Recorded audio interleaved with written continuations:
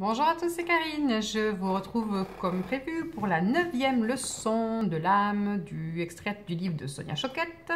Donc la leçon d'aujourd'hui va s'intituler Suivez votre voix intérieure. Et quand on parle de voix intérieure, c'est la voix. Alors qu'est-ce que ça veut dire? Dans cette leçon qui est à mon sens vraiment importante, Sonia Choquette et ses guides nous invite à écouter uniquement ce qu'on va appeler notre présence divine, la présence je suis, notre moi divin, notre moi supérieur, ou plus facilement notre âme.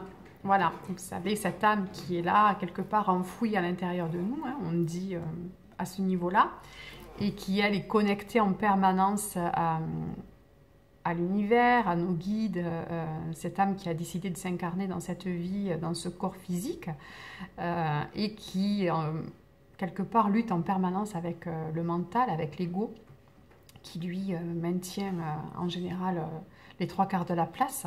Eh bien là, les guides, c'est une invitation à se connecter à cette présence je suis et à nous laisser diriger par elle. Alors vous allez me dire, mais comment on sait que c'est ma présence je suis, que c'est mon moi divin qui parle et que c'est pas mon ego? Eh bien tout simplement parce que, voilà, comme c'est écrit dans le livre, la présence je suis soutient votre esprit, vous laisse vous sentir confiant, soulage les insécurités, suscite la compassion pour vous, pour ceux qui vous entourent, elle encourage l'amour, elle est honnête, elle vous inspire à faire toujours mieux, à faire toujours plus.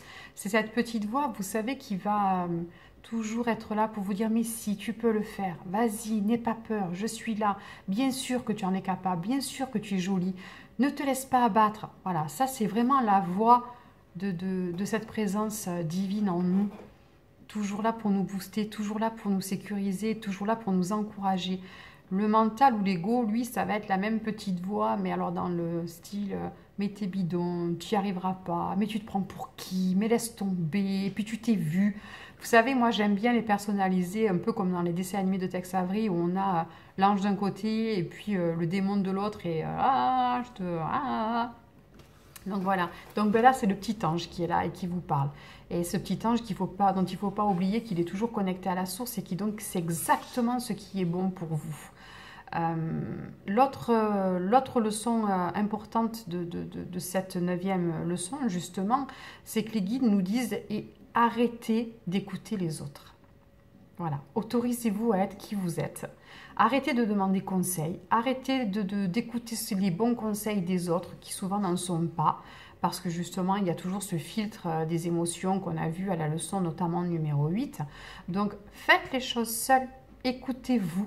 Écoutez votre intuition, écoutez votre cœur et c'est tout. C'est la seule personne que vous devriez vraiment écouter. Et vous arriverez à avancer beaucoup plus sereinement et beaucoup plus dans l'amour. Donc, cette leçon numéro 9, suivez votre voix intérieure, écoutez uniquement votre moi supérieur. Ne pas chercher l'opinion des autres en permanence.